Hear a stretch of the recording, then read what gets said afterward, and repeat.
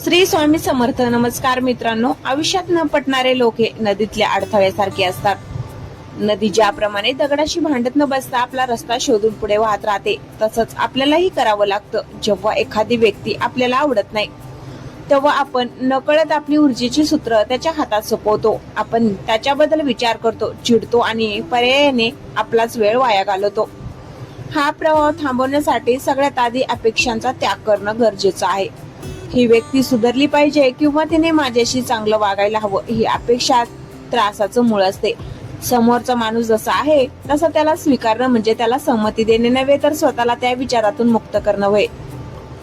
सलग प्रवाहासाठी बौद्धिक दुर्लक्ष ही मोठी ताकद आहे. समोरची व्यक्ती जेव्हा काही न पटणारं बोलते किंवा वागते तेव्हा तिला बॅकग्राऊंड नॉईज समजावं. ज्याप्रमाणे रस्त्यावरून चालताना ट्रॅफिकचा आवाज येतो पण आपण त्या आवाजाशी संवाद साधत नाही, तसंच अशा लोकांशी वागावं. त्यांच्याशी फक्त कामापुरतं आणि शिष्टाचार म्हणून बोलावं, जेणेकरून आपल्या मानसिक शांततेचा भंग होणार नाही. वाद घालून कोणीही बदलत नाही, उलट कटुता वाटते. त्यामुळे मौन पाळून किंवा विषय बदलून तिथून बाहेर पडणं हाच शहाणपणा असतो. आपल्या आयुष्याचा परिघ इतका मोठा करावा की त्यात अशा 2-4 न आवडणाऱ्या लोकांसाठी जागाच उरणार नाही. जेव्हा आपण आपल्या ध्येयावर, छंदावर आणि आपल्याला प्रेम देणाऱ्या माणसावर लक्ष केंद्रित करतो, तेव्हा न पटणाऱ्या लोकांचं अस्तित्व आपोआप पुसट होऊ लागतं. तुमची शांतता इतकी स्वस्त ठेवू नका की कोणी येऊन ती भंग करून जाईल. शेवटी जग आपल्या विचारांप्रमाणे चालत नाही, पण आपण आपल्या विचारांचे मालक नक्कीच असू शकतो. त्यामुळे त्यांना त्यांच्या जागात राहू द्या आणि तुम्ही तुमच्या आनंदाच्या प्रवाहात वाहत राहा. हा प्रवाह आणखी प्रवाही करण्यासाठी एक गोष्ट समजून घेणे आवश्यक आहे. कोणीही तुमच्या परवानगीशिवाय तुम्हाला दुखवू शकत नाही. जेव्हा आपण म्हणतो की कोणीतरी आपल्याला त्रास देते, तेव्हा प्रत्यक्षात आपणच त्यांच्या शब्दांना किंवा कृतीला आपल्या मनात प्रवेश देण्याची परवानगी दिलेली असते. हा सलग प्रवाह टिकून ठेवण्यासाठी स्वतःला एका साक्षीदाराच्या भूमिकेत न्या. जेव्हा एखादी न आवडणारी व्यक्ती समोर येते तेव्हा तिच्याकडे एखाद्या पात्रासारखं बघा. ती व्यक्ती तिची भूमिका वटवत आहे असं समजून त्याकडे तटस्थपणे पाहिलं की त्याचा दाह कमी होतो. तुमचं मन हे एक स्वच्छ सरोवर समजा. त्यात कोणी दगड फेकला तरी काही वेळाने तरंग शांत होतातच, पण जर तुम्ही त्या दगडाला धरून बसलात तर चिखल वर येतो. त्यामुळे घडून गेलेल्या गोष्टींना मनात साठवून ठेवण्याऐवजी वाहत्या पाण्यासारखं त्यांना सोडून द्यायला शिका. आयुष्यात निवड खूप महत्वाची असते. आपण घराचा दरवाजा ज्याप्रमाणे प्रत्येकासाठी उघडत नाही, तसंच मनाचा दरवाजाही प्रत्येकासाठी उघडा ठेवू नका. ज्यांच्याशी विचार जुळत नाही त्यांच्याशी युक्तिवाद करणं म्हणजे वाळूत बी पेरण्यासारखं आहे. तिथे काहीच उगवणार नाही, फक्त तुमचा घाम गाळला जाईल. त्यापेक्षा आपली ऊर्जा अशा ठिकाणी गुंतवा जिथे तिचं सोनं होईल. स्वतःच्या प्रगतीचा वेग इतका वाढवा की मागे वळून पाहताना ही न पटणारी माणसं खूप छोटी आणि क्षुल्लक वाटू लागतील. ज्या दिवशी तुम्हाला या लोकांच्या असण्याने किंवा नसण्याने काहीच फरक पडणार नाही, तो दिवस तुमचा खऱ्या अर्थाने विजयाचा असेल. लक्षात ठेवा, समुद्रात किती वादळ आली तरी समुद्राचा तळ शांतच असतो. तसंच बाहेर कितीही न पटणारी माणसं असली तरी तुमच्या अंतरंगातली शांतता तुमच्याच हातात असावी. हाच तो सलग प्रवाह आहे जो तुम्हाला आनंदाकडे घेऊन जाईल. या प्रवाहाचा पुढचा टप्पा म्हणजे मानसिक तटस्थता. जेव्हा आपण एखाद्या व्यक्तीला द्वेष करतो तेव्हा आपण एका अदृश्य दोरीने त्या व्यक्तीशी बांधले जातो. द्वेष हा प्रेमापेक्षाही जास्त तीव्र असतो, कारण तो तुम्हाला सतत त्या व्यक्तीचा विचार करायला लावतो. त्यामुळे या प्रवाहात अडकण्यापेक्षा दुर्लक्ष हे सर्वात प्रभावी शस्त्र आहे. विचार करा, एका मोठ्या महामार्गावरून तुम्ही तुमची गाडी वेगाने चालवत आहात आणि बाजूला एखादा कुत्रा भुंकत आहे. तुम्ही गाडी थांबून त्या कुत्र्याला समजावून सांगणार नाही किंवा त्याच्याशी भांडणार नाही. तुम्ही फक्त वेगाचा आनंद घेणार आणि पुढे जाणार. न पटणारे लोक हे त्या आवाजासारखेच आहेत.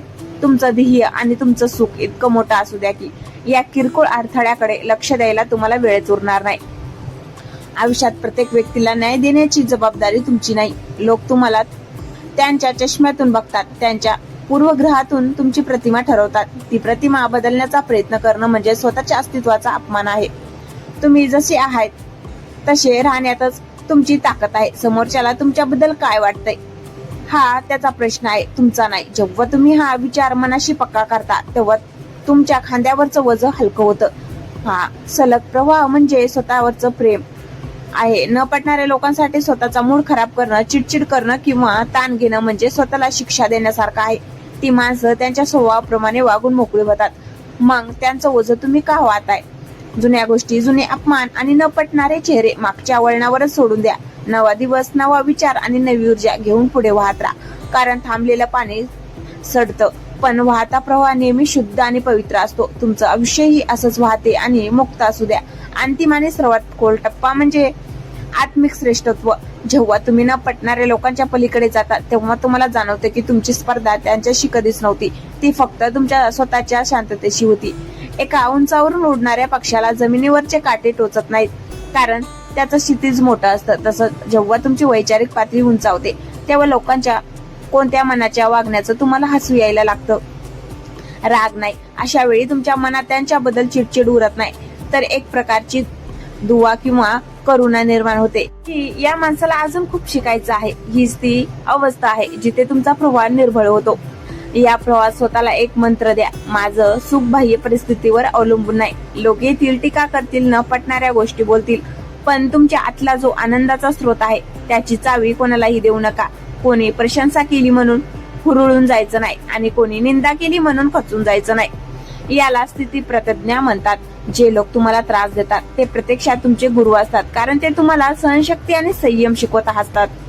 आता इथून पुढे वागताना एक फिल्टर लावा. जी गोष्ट तुमच्या विकासासाठी गरजेची नाही ती मनाच्या आत घेऊ नका.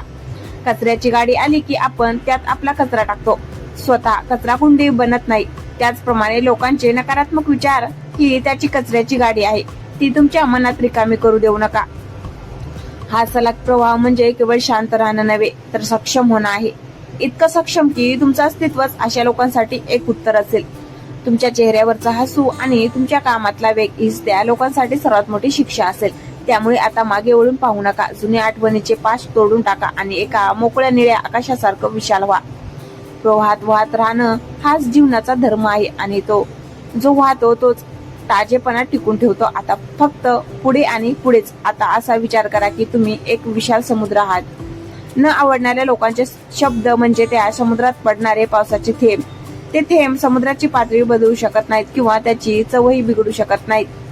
जेव्हा कोणी तुमच्याशी चुकीचं वागतं तेव्हा ते त्याच्या संस्काराचं प्रदर्शन करत असतं, तुमच्या लायकीचं नाही. हा विचार एकदा मनाशी पक्का झाला की तुम्हाला समोरच्यावर राग येण्याऐवजी त्याची कीव येईल. लोक जे देतात तेच त्याच्याकडे शिल्लक असतं.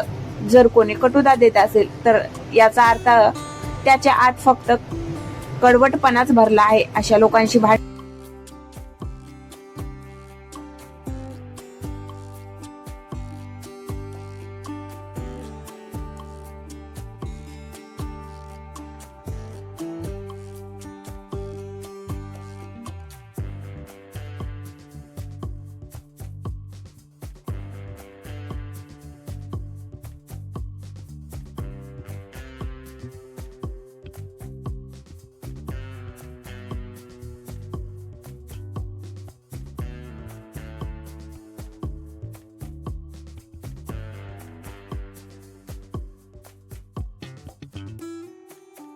फेकण्यासारखी निखारा हातात धरून ठेवण्यासारखा आहे. तो दुसऱ्याला पोळण्याआधी तुमचा हात जाळतो. त्यामुळे तो निखारा फेकून द्या आणि हात झटकून पुढे चाला.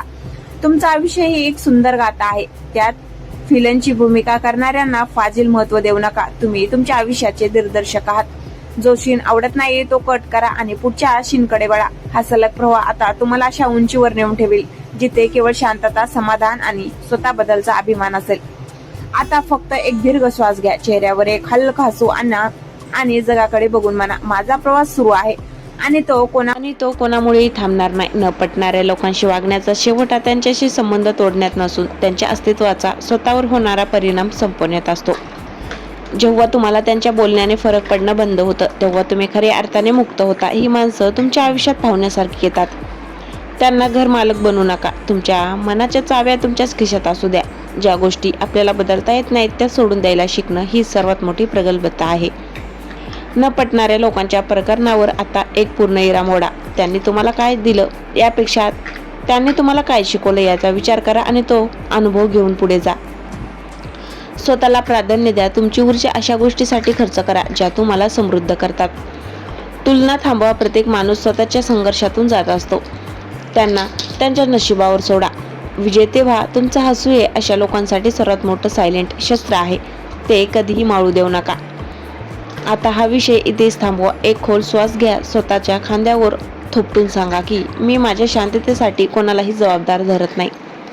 मी स्वतःमध्येच पूर्ण आहे. हा सलग प्रवाह आता तुमच्या ध्येयाकडे वळवा. जो व्यक्ती स्वतःच्या प्रगतीत मग्न असतो त्याला दुसऱ्याच्या उणिवा शोधायला वेळच नसतो. तोच मार्ग निवडा आणि आनंदाने जगा. धन्यवाद.